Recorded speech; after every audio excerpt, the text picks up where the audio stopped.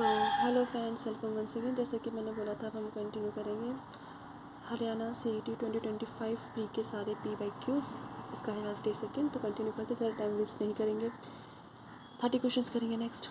तो first question मेरा रहा, sorry not first, 33rd question ये रहा। 2019 में हरियाणा मंत्रिमंडल द्वारा अनुमोदित हरियाणा राज्य संस्कृति नीति का नाम क्या था?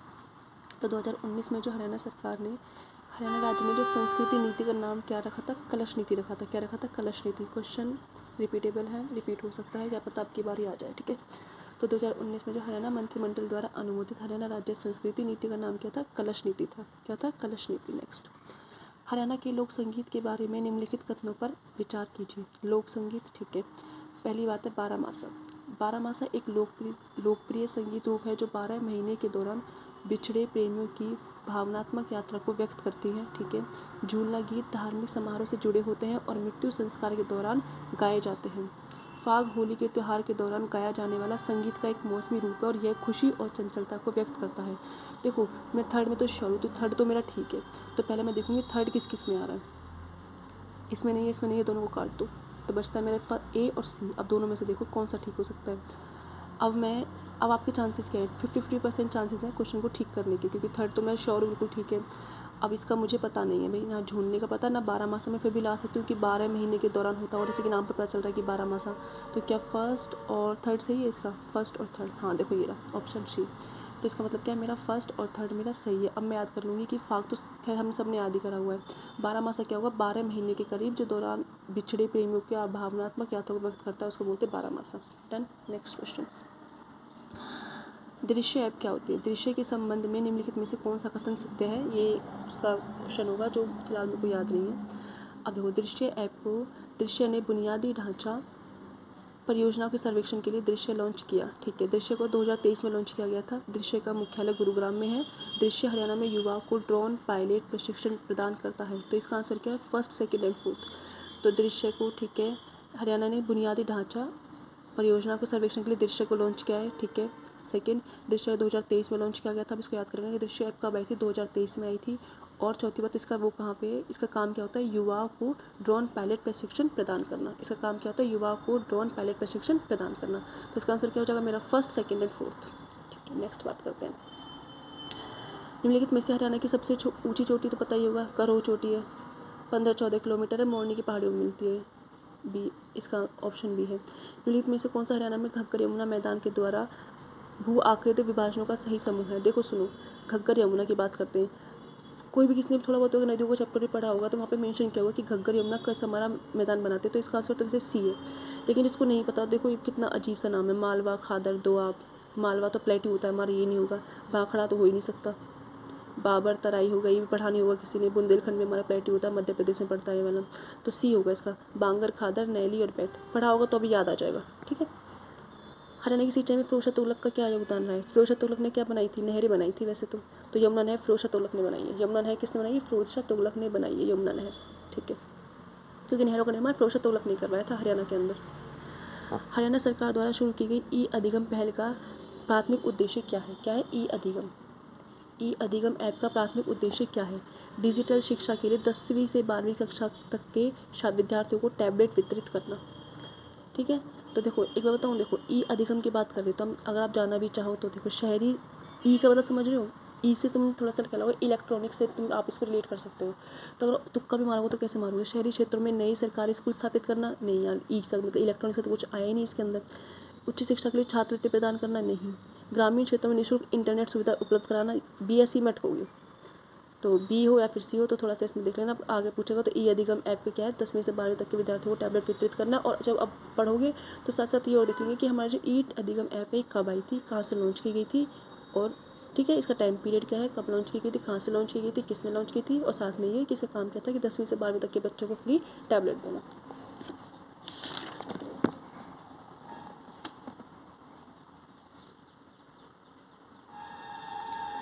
वर्धन राजवंश के बारे में बताऊँ? ठीक है, वर्धन वंश की स्थापना पता है ना, पुष्यभूति ने की थी, पता है तो। नेक्स्ट देखो, उनकी प्रारंभिक राजधानी स्थानेश्वर वर्तमान हरियाणा में स्थित है। ये तो सही है। खैर, राजा हर्ष ने बाद में राजवंश की राजधानी को आधुनिक यूपी के एक शहर कन्याकुब्ज में स्थानांतरित कर दिया था। ठीक है, इसके बारे में नहीं पता। राजवंश की अंतिम राजधानी को उसके प्राचीन नाम थानेसर से भी जाना जाता था। थानेसर से तो नहीं जाना जाता था क्योंकि उसकी पहली थानेसर थी, बाद में कन्नौज थी। पहली बात तो देखो फर्स्ट तो मेरा सही है, फर्स्ट देख किस किस में आ रहा है, ये फर्स्ट तो मेरा सही है 200%। तो देखो ये रहा 3, ये तो हट गया, ठीक है। अब बचे यहाँ पे फर्स्ट ए सी और बी में, तो फर्स्ट मेरा सही है। देखते हैं सेकंड और थर्ड तीनों सही है या फिर ओनली सेकंड सही है। तो इसमें क्या है, राजा हर्ष ने बाद में राजवंश की राजधानी को आधुनिक यूपी के एक शहर कन्याकुब्ज में स्थानांतरित कर दिया गया था। तो इसका आंसर क्या है, ए फर्स्ट और सेकंड दोनों, ठीक है। नेक्स्ट, निम्नलिखित में से किसे हरियाणा में लकड़ी आधारित उद्योगों के समर्थन देने वाली प्रमुख कृषि वानिकी प्रजाति के रूप में जाना जाता है? लकड़ी के लिए चिनार पॉपुलर है। अच्छा, लकड़ी आधारित उद्योगों के लिए भी रिपीटेबल क्वेश्चन रिपीट हो सकता है। लकड़ी आधारित उद्योग के लिए क्या इंपॉर्टेंट है, मतलब क्या पॉपुलर है? पॉपुलर से याद रखो, चिनार पॉपुलर, चिनार पॉपुलर। कौन सी लकड़ी पॉपुलर है? पॉपुलर से याद करो, चिनार पॉपुलर, चिनार पॉपुलर। हरियाणा में पंचायती राज व्यवस्था के संबंध में बताइए क्या सही है। जिला परिषद एक जिले के भीतर पंचायती समितियों को सलाह देने, उनके पर्यवेक्षण और कार्य के समन्वय के लिए जिम्मेदार है, ठीक है। होता ये तो खैर पता है। पंचायत समिति जिला स्तर पर, पंचायत समिति जिला स्तर पर पंचायती राज व्यवस्था की सर्वोच्च संस्था है? नहीं, तो जिला स्तर पर तो पंचायत समिति नहीं होती। ग्राम पंचायतें जिला परिषद की गतिविधियों की प्रत्यक्ष निगरानी करती हैं। ग्राम पंचायतें पंचायत करेगी, जिला परिषद की तो नहीं कर पाएगी। तो थर्ड तो वैसे ही गलत होगा, मैं समझ आ गया, तो थर्ड तो होगा नहीं, बच्चा फर्स्ट और सेकंड। अब देखो पंचायत समिति, जिला पंचायत समिति तो पंचायत लेवल पे होती है, जिला स्तर पे क्यों करेगी वो? तो इसका आंसर क्या होगा, ओनली फर्स्ट, ठीक है। ऐसे जाना पड़ेगा उसको, दिमाग लगा के पेपर के अंदर, क्योंकि पेपर में ये नहीं है कि अब आपने पंचायत समिति पढ़ी हो आप तभी करोगे, अटैम्प्ट लेने पड़ते हैं, दिमाग लगाना पड़ता है, सोचना पड़ता है थोड़ी सी, ठीक है। बेसिक नॉलेज को यूज़ करना पड़ता है पेपर के अंदर। नेक्स्ट, बेटी बचाओ बेटी पढ़ाओ योजना के अंतर्गत महिला एवं बाल विकास विभाग हरियाणा द्वारा शुरू किए गए रेडियो कार्यक्रम का नाम क्या है? जो रेडियो कार्यक्रम उन्होंने लॉन्च करा है बेटी बचाओ बेटी पढ़ाओ के अंतर्गत, वो है महारी लाडो। क्या है? महारी लाडो, महारी लाडो, ठीक है। हरियाणा राज्य औद्योगिक एवं अवसंरचना विकास कॉरपोरेशन, तो क्या है इसका? HSIIDC का मुख्यालय पंचकुला में होगा। HSIIDC का मुख्यालय कहाँ पे? पंचकुला में। हरियाणा में ग्राम पंचायत का मुखिया कौन होता है? सरपंच होता है। हरियाणा के अंबाला जिले में सुध में पाई गई एक मूर्ति निम्नलिखित में से क्या दर्शाती है? सुध में जो मूर्ति मिली है क्या दर्शाती है? बैलगाड़ी पर, देखो खेत तो वहाँ से मिला था हमें, कुनाल फतेहाबाद से। एक वृद्ध में राजा, तो राजा का मुकुट कुनाल वहाँ से मिला था। लोक नृत्य करती हुई महिला तो हड़प्पा से मिली हमें।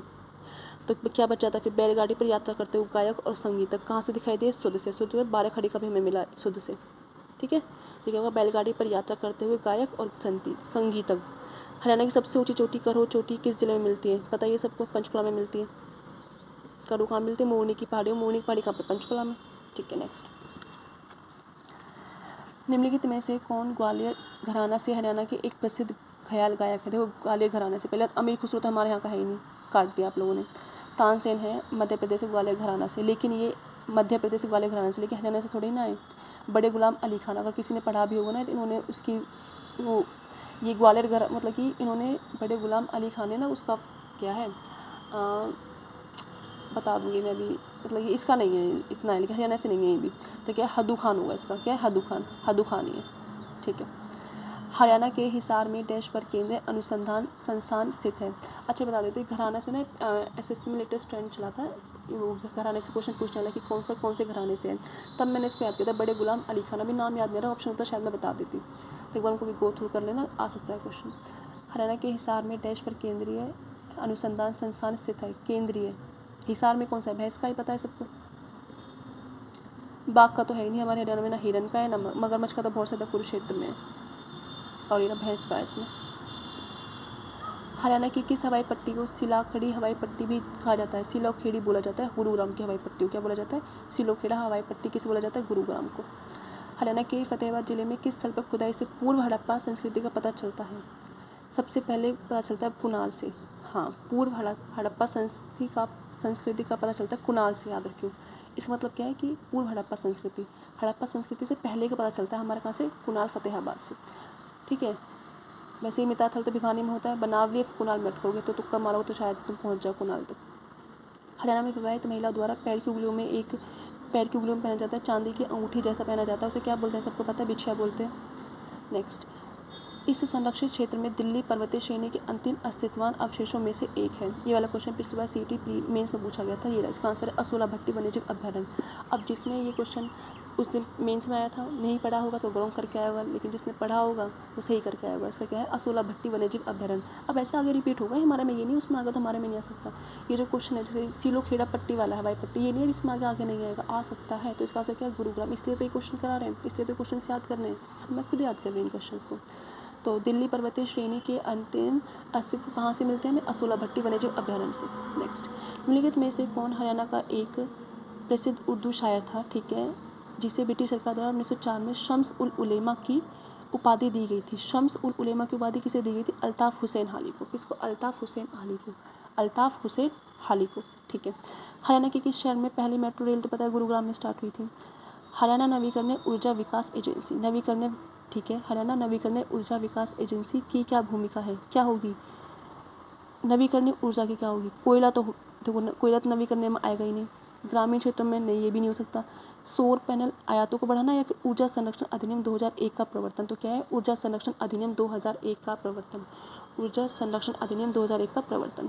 निम्नलिखित में से हरियाणा का कौन सा जिला 3 राज्यों के साथ अपनी सीमा करता है, सबको पता होगा, 3 राज्यों के साथ हमारा यमुनानगर ही करता है। कई बार क्वेश्चन है रिपीटेबल को, मतलब कि कई बार याद करा है और कई बार क्वेश्चन आया है, ये वाला भी मैक्सिमम टाइम रिपीट हुआ क्वेश्चन है, ठीक है। 3 राज्यों के साथ अपनी सीमा कौन लगाता है, यमुनानगर। और पता है इसमें एक चीज़ और बता दूँ, साथ साथ पता है पंचकुला आता है, पंचकुला लगाता है हमारा, 2 राज्य होते हैं और एक होता है हमारा केंद्र प्रशासित। केंद्र प्रशासित का मतलब समझते होंगे यूटी। तो पता है किसके साथ लगाता है हमारा ये, मैं पहले इसको बता दूँ, तो ये लगाता है आपका उत्तराखंड के साथ, हिमाचल के साथ। और किसके साथ लगाता है, उत्तराखंड आता है, हिमाचल आता है, और राज्य में तो हाँ उत्तराखंड, हिमाचल और UP, yes, Uttarakhand, Himachal, UP आता है यमुनानगर के साथ। और अगर मैं इसकी बात करती हूँ तो पंचकुला मेरा ऊपर का लगा देता है। ऊपर किसका लगाता है, इसका मतलब क्या है, ऊपर का, इसका मतलब होता है हमारा पंजाब के साथ लगाता है और राजस्थान के साथ लगाता है और हिमाचल के साथ लगाता है, पंजाब के साथ और हिमाचल के साथ लगाता है, ठीक है, डन। हरियाणा के किस जिले में फल्गु पर्यटन स्थल स्थित है, फल्गु पता है फरल गाँव कैथल में लगता है। हरियाणा की कौन सी नहर प्रणाली नांगल के पास से निकलती है और सिरसा और हिसार को सिंचित करती है। देखो पहली बात, नहर का ही नाम पढ़ा होगा ना, तो अभी आपको याद आएगा, बाखड़ा नांगल नहर। तो कौन सी बाखड़ा नांगल है, क्योंकि ये तो यहाँ से निकली नहीं है। गुरुग्राम नहर ना दिल्ली के ओखला नाम स्थान से निकाली गई है, पश्चिम यमुना नहर से निकाली गई है दिल्ली के ओखला नामक स्थान पे। और ये दो को ही सिंचाई करती है, गुरुग्राम की, एक फरीदाबाद की।